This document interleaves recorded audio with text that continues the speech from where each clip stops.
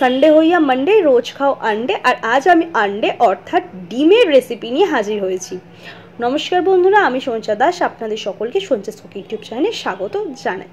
ডিমের কারি হোক কিংবা পোচ, অমলেট হোক কিংবা হাফ বয়েল, ডিম কিন্তু খেতে অসাধারণ লাগে। তাই জন্যে আলু দিয়ে ডিমের কারির রেসিপি নিয়ে আজ আমি হাজির হয়ে গেছি।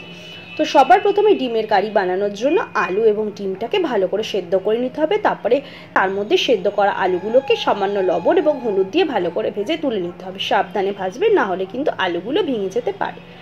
তারপর সেদ্ধ করে রাখা ডিমটা ভেজে নেব।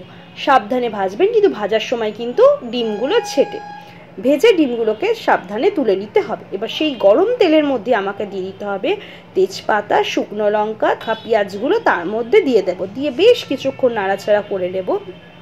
পেঁয়াজগুলো যখন লাল লাল হয়ে যাবে তখন আমি তার মধ্যে দিয়ে দেবো রসুন বাটা, দিয়ে নাড়াচাড়া করে নেব। আদা বাটা দিয়েও নাড়াচাড়া করে নেব। তারপর আমি দিয়ে দেবো সস, ওটা 1 টেবিল স্পুন মতো সস দিয়ে ভালো করে নাড়াচাড়া করে 1 টেবিল স্পুন জিরে গুঁড়ো, ধনে গুঁড়ো, হলুদ গুঁড়ো এবং লঙ্কা গুঁড়োটা কিন্তু স্বাদ অনুসারে দেবেন, এবং কাঁচা লঙ্কা দিয়ে ভালো করে মশলাটাকে কষিয়ে নেব। সামান্য একটু গরম জল দিয়ে দেবো, আর দিয়ে দেবো কাশ্মীরি লঙ্কা গুঁড়ো, দিয়ে ভালো করে মশলাটাকে কষিয়ে নিতে হবে। এবার তারপর স্বাদ অনুসারে লবণ দিয়ে আবারও ভালো করে মশলাটাকে কষিয়ে নেব। ঢাকা বন্ধ করে বেশ কিছুক্ষণ কষিয়ে নেব। যখন দেখবেন মশলা থেকে তেল ছাড়ছে এবং মশলার কালারটা চেঞ্জ হয়ে গেছে, তার মানে ভাববেন যে আপনাদের মশলাটা ভালো করে কষানো হয়ে গেছে।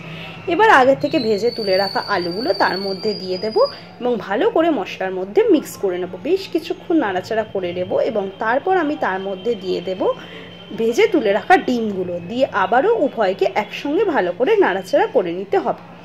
আপনারা অনেকেই আছেন যারা না ভিডিওগুলো দেখেন কিন্তু চ্যানেলটিকে সাবস্ক্রাইব করে না, তাদের উদ্দেশ্যে বলি দয়া করে চ্যানেলটিকে সাবস্ক্রাইব করে নেবেন, তাহলে প্রত্যেকটি ভিডিও নোটিফিকেশন পাবেন এবং ভিডিও আপনাদের মিস হবে না। এবার তারপর গরম জল দিয়ে উভয়কে ভালো করে মিক্স করে নিতে হবে। দেখুন, যেহেতু অলরেডি কিন্তু আলুগুলো ভাজা এবং ডিমগুলো ভেজে রাখা, সেই জন্য বেশিক্ষণ মশলা কষার বা বেশিক্ষণ ফোটানোর কোনো দরকার নেই।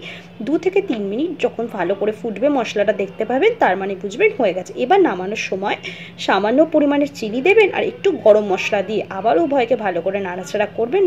তাহলে রেডি হয়ে যাবে আলু দিয়ে ডিমের কালিয়া। বিশ্বাস করুন, খেতে দারুণ হয়। লুচি, রুটি, পরোটার সাথে যা ইচ্ছা দিয়ে খান।